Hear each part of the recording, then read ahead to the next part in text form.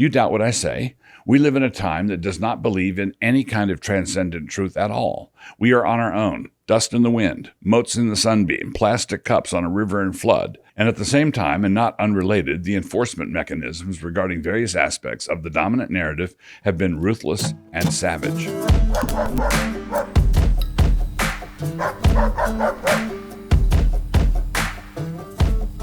Introduction. Brian Stelter, formerly of CNN, recently hosted a panel discussion at Davos for the World Economic Forum, and the topic was disinformation. Other folks might call it misinformation, tomato, tomato. But regardless, in Stelter's appearance there, we should find a cautionary tale. Davos, for those who don't know, is a place in Switzerland where the world's elites periodically gather in order to save us all from these darn carbon emissions. They, of course, all burn a small ocean of fossil fuel to get there, and all of their private jets, and I even hear that the swank factor of their wealth is such that many of them even order egg omelets for their breakfast. Ostentatious, I call it. Back to Stelter. To have a gentleman like that on a panel discussion on disinformation exhibits what might be called a lack of self-awareness. If they ever were to develop some scientific way to measure such things, the needle would be bouncing on the right side of the little handheld cluelessness meter. But perhaps it is not cluelessness. Perhaps the people who are dominating the world's agenda did not get where they are by being stupid. What else might be happening? The meaning of misinformation. When average folks hear a word like misinformation, they assume that a claim is being made about the way things are out in the world. They hold to a common sense correspondence theory of truth, meaning that if someone says that it is raining outside and you go look out the window and see nothing but bright sunshine, you have a right to say that this person was quote unquote wrong. If it is a larger issue, one with political ramifications, you might say that he was purveying quote unquote misinformation. The idea is that in order to be true, statements have to conform to the state of affairs that they are pointing to out there in the world. In other words, the verbal statement needs to conform to the facts in order to avoid being misinformation. Now, this is a good statement of what ought to be used to evaluate truth and falsehood, but it betrays a thundering naivete about what is actually being done to us. For some decades now, tucked away in the floor joists underneath obscure departments in prestigious universities, certain termites, postmodernism, relativism, subjectivism, and other forms of goo thought, have been industriously eating away at all such notions of objectivity. But the mistake of some critics who have seen this happening has been to think that the ultimate goal of said termites is simply the destruction of truth as such, after which the building falls down. But something else is actually happening. The left actually wants to replace the floor joists with something else, their own supporting structure. It may appear that they want the anarchy of a free fall, but that is mistaken. They want to replace the supporting joists of facts with the supporting joists of narrative. And so one thing has remained constant. Misinformation continues to be a failure to conform. But in the olden days, it was a failure to conform to the way things actually were, and now it is a failure to conform to the narrative. The fact that the narrative can change overnight is neither here nor there. As Orwell put it, quote, "The past was alterable. The past never had been altered. Oceania was at war with East Asia. Oceania had always been at war with East Asia." This replacement of the facts with narrative is an essential feature of totalitarianism. The fact that it is currently being crammed down our throats is the central indication that we are being prepared for the totalitarian moment. Such a totalitarian moment can be identified when these two things are present. The first is a sophistical disregard for the objectivity of truth, particularly revealed truth from God. And the second is that we see a fundamentalist zeal when it comes to enforcement of the current narrative. When those two things are present together, you can rest assured that you are in the middle of a humanist power play. The fact that it is so erratic does not keep it from being mandatory. Do you doubt what I say? We live in a time that does not believe in any kind of transcendent truth at all. We are on our own, dust in the wind, motes in the sunbeam, plastic cups on a river in flood, and at the same time, and not unrelated, the enforcement mechanisms regarding various aspects of the dominant narrative have been ruthless and savage. Tell me, are you surrounded by a live and let live attitude when it comes to vaccines, masks, lockdowns, Pride Month, wokeness, critical theory, indigenous peoples, patriarchy, whiteness? To ask the question is to answer it. The current narrative, whatever it is, will be enforced with a club, the kind of club that has spikes coming out of it. There is no such thing as truth, but the narrative will be enforced as though Thomas de Torquemada had been made director of the Ministry of Truth, thumbscrews and all. And so whenever you are dealing with some ministry of truth or other, always remember that you are actually dealing with the ministry of the narrative. Useful idiots. The phrase useful idiot has been attributed to Lenin, but that has not yet been confirmed. Nevertheless, whether or not he said it, he should have. That kind of person played into his success, and they were all around him.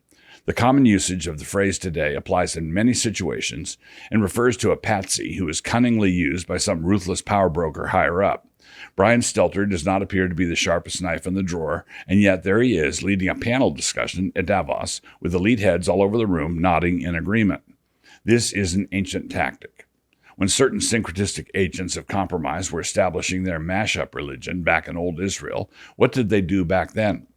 Quote, "So they feared the Lord and made unto themselves of the lowest of them priests of the high places, which sacrificed for them in the houses of the high places." 2 Kings 17:32. Low priests for the high places. That's the ticket. Now, unfortunately, the Christian world has supplied these behind-the-scenes leftists with an almost endless supply of these useful idiots. We've been a veritable seminary for such low priests. Nurtured as they have been on a deracinated Christian faith that applies a truncated gospel to the minimal task of getting their white little hinder parts into heaven, they then have to fill out the content of the rest of their thinking from other sources. So for the remainder of their worldview, they depend upon what they can pick up from NPR, uplifting quotes on their Starbucks cups, and casual conversations with the cashiers at Trader Joe's. The end result is a soggy, sad bag of bromides that is subbed in for thinking like an educated Christian. Even if they don't call it woke, they are being wokenized, which is kind of like being tenderized by one of those meat mallets. When the treatment is over, you are constantly aware of how any true statement you might make could be misunderstood by somebody else and how it could possibly hurt their feelings. And at the mention of somebody's feelings, a bailiff comes in out of that little door on the side and cries, "All rise." So even when such Christians are not woke themselves, they are not at all aware of the crucial differences between the facts and the narrative, or the radical changes in the editorial staff of our official dictionaries that have taken place in the last few years, or just how off-putting being winsome is. Classical Christian education was born for this time. As many of you know, I've been deeply invested in the cause of restoring classical Christian education in our time. We've been successful in many ways, but we are also going to be under siege for that very same reason. The kind of education we are providing, rightly provided, is the kind of education that enables our graduates to see through this postmodern cavalcade of claptrap. We were established for this moment and must make sure we do not flake at precisely the wrong time. And we must be careful. There are some in the classical Christian world who already care too much about what the diseased world of academia considers reputable. They are either, quote-unquote, too friendly with or, quote-unquote, not suspicious enough of. They want what we are doing in the classical Christian school movement to be recognized, to be taken seriously in the academic world in the long run. But why in the world would we want something like that? The modern academic world has been the source of many of our modern ills, and the cataract of nonsense that pours out of that world is precisely what we were established to fight.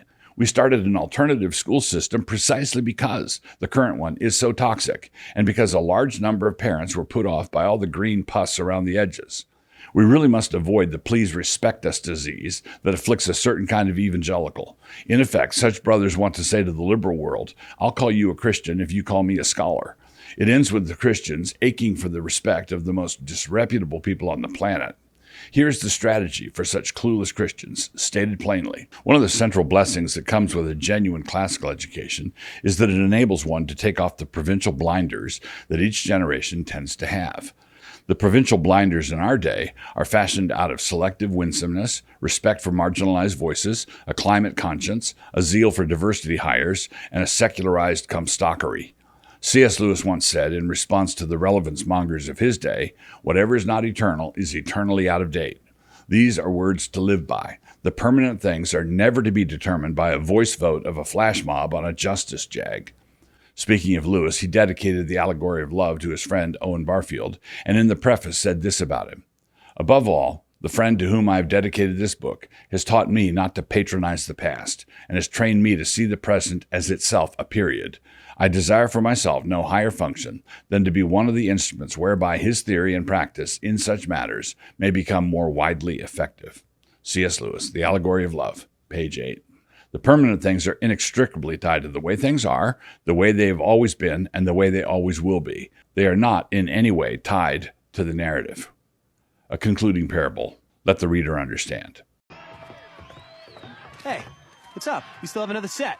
I'm taking my son home. I can't believe you, Dad. You're embarrassing me in front of the pastor. Mr. Hill, you just don't get it. This is how we testify. Raise him! Ugh. Can't you see you're not making Christianity better? You're just making rock and roll work.